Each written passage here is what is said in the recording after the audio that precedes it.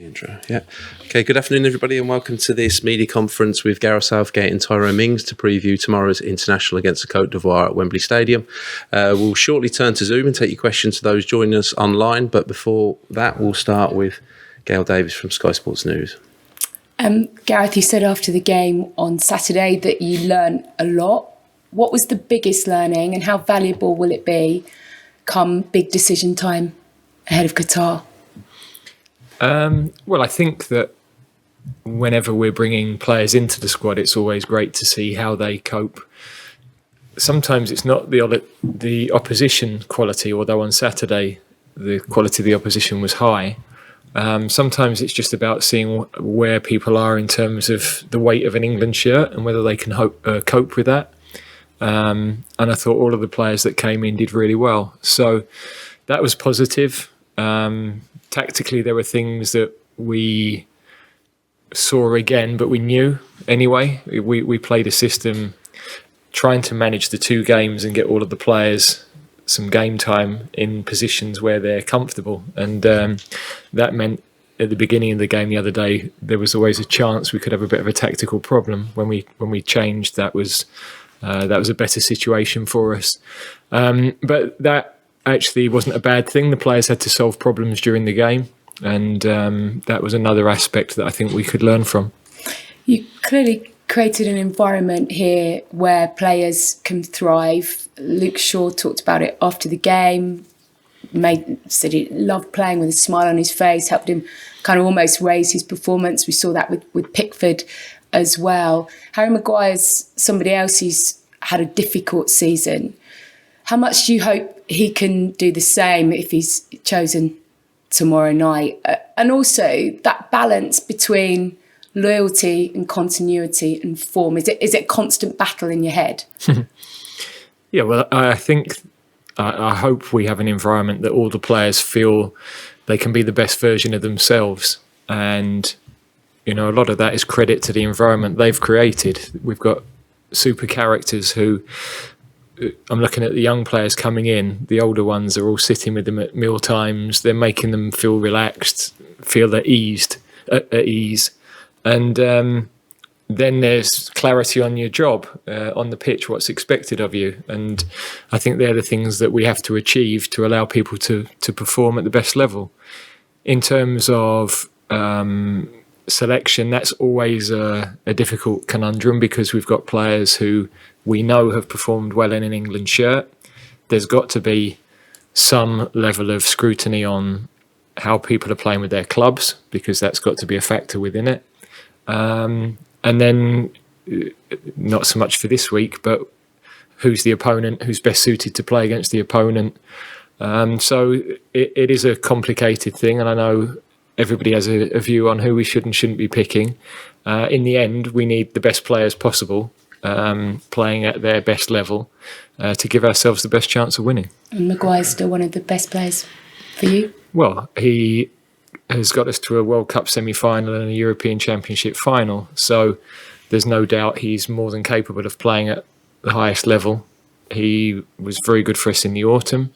And the club are in a difficult moment. There could be any number of reasons for that. So we that doesn't mean that players can be poor for a couple of years and then still find their way in. And sometimes it depends on competition for positions. We've obviously left some forward players out who haven't been in good form. But there's direct replacements, experienced replacements for those players. So, as I say, it is a complicated decision.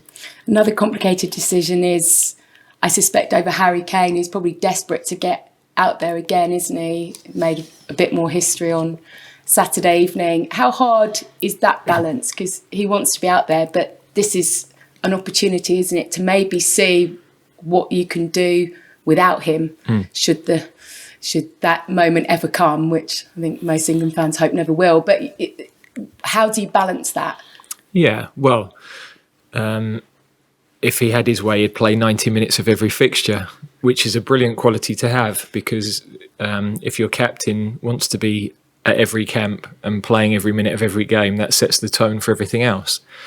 The fact is, we've got a good squad. We want to keep people involved and give people opportunities. We need to see certain things across the week to see how people can play at the level. So we'll make those decisions as to when he plays and when he doesn't play. But as I repeat, it's a good quality to have, and that's why he's got the number of caps he has. I always used to talk about the Gerrards and the Lampards and the Ashley Coles.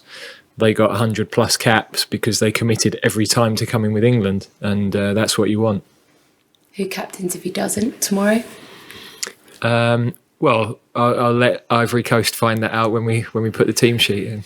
Tyrone, for you watched the debutants really excel, didn't you, on Saturday? How big a chance is tomorrow night for you to cement that place in a World Cup squad? Because every second seems to count, doesn't it, right now? Yeah, sure. And it always feels like you're on trial here in a good way, because the talent and players that are coming through, players that are already here, is so vast. And that's a challenge that I think people thrive in and people are really excited by. So for sure, we've got players that are coming in for the first time that are playing to a really high level, and that is only a good thing for England as a team, right? So that's not something to be necessarily scared by or threatened by. I think it's really healthy, and I think we will see the benefits of that on the pitch. And just finally from me, you're playing Ivory Coast tomorrow. You know a lot of their players, but you don't often get exposure to African teams outside of the World Cup. So how valuable for you all to kind of get up close and have a go at them tomorrow? Yeah, I'm really excited by it. I am. It will be a different test. Like you said, there's a number of players that we would have played against individually in terms of playing against them at club level, but international games are still things that I'm learning, and this will be another test for me, another challenge to overcome. And for sure, I'm looking forward to getting out there and testing myself against, like you said, a different style of opposition, different ways of playing. And yeah, I think it'll be a really good battle. Thank you, Gail. If we have any questions from those joining us on Zoom, please raise your virtual hand now. Yeah, we'll go to Alex Howell of BBC Sport. Hi, Gareth. On Saturday, another good performance from Jordan Pickford. In terms of experimenting with the goalkeeper, is that a difficult position to look at different players in because it's so niche?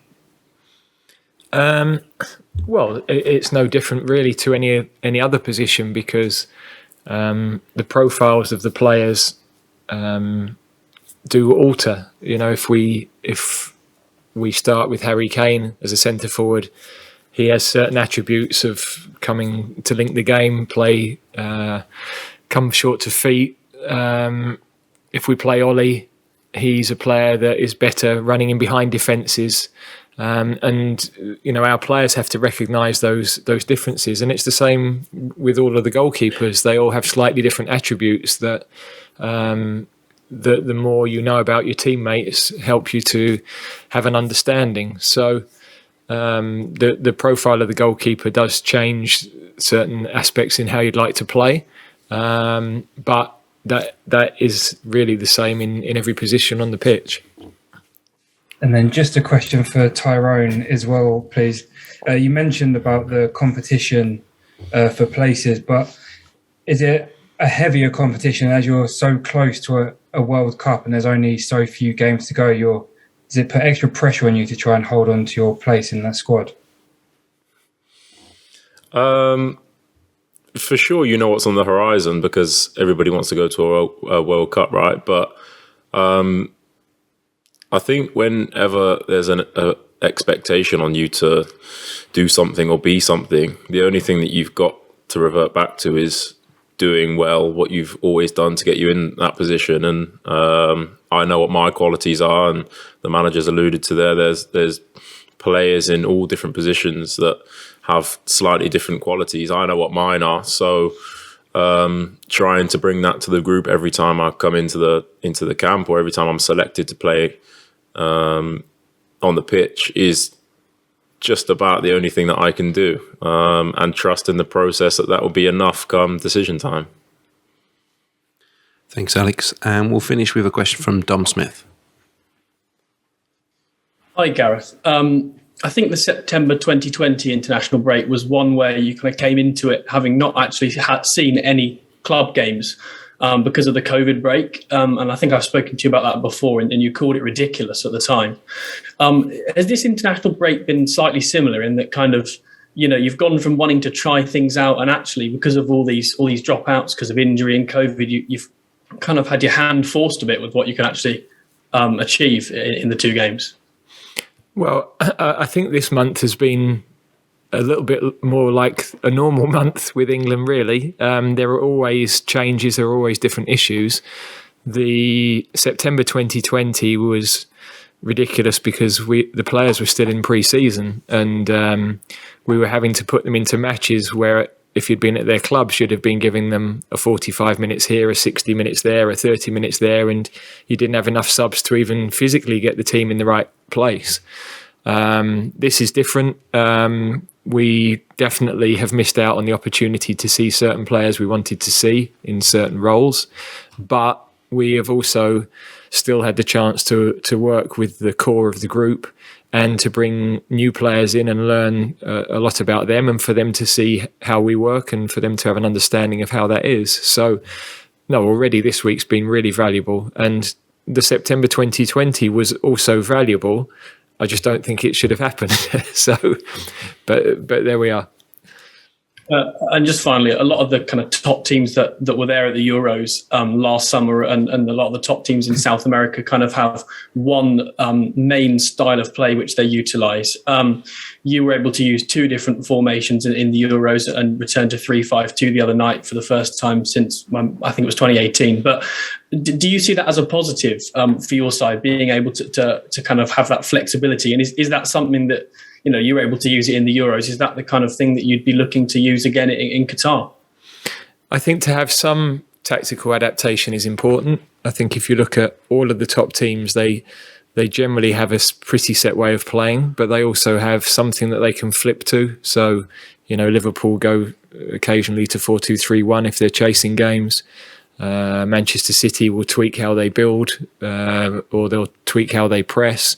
Even Chelsea have played a back four in certain games this season. So even the clubs with the sort of greatest identity have been able to make those changes, and we have tactically adaptable players, and the games do demand that. So I think it's better if your basic principles are pretty consistent, and ours are. Whichever system we play, the patterns of build-up, the runs that we're asked to make, the numbers of players we get high up the pitch are actually quite similar. How we get there and how we defend is a tiny bit different. But it's always about players being in a position in the field that they're comfortable in and that they're used to being in. And that gives them the best chance of bringing their club form into an international shirt. And just finally, a question for Tyrone, if that's okay.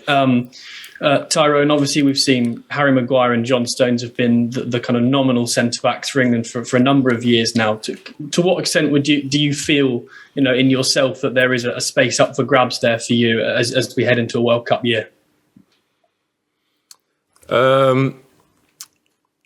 I don't really feel like that's a question that I can answer because I don't pick the team. But what I will continue to do is keep knocking on the door. And right since the very first time I was called into the England squad, my goal has been to try and push as much as I can and try and impress as much as I can, so that when I'm called upon, I'm ready to play, and I keep gaining as much international experience as I can. And that happens in many different ways. Like you said, we've played in different formations, and I've played there's two at the back or two centre backs, and with three centre backs. And I'm enjoying learning about what it takes to be an international footballer, and what it takes to excel, and what it takes for teams to excel. So my part in that is not necessarily one that I can choose all the time in terms of when I play and when I don't. But what I am enjoying is contributing to the group and bringing, like I said right at the start, everything that I know I'm good at, everything I know I can bring to the group, both on and off the pitch. And where that lands me eventually is outside of my control, I think.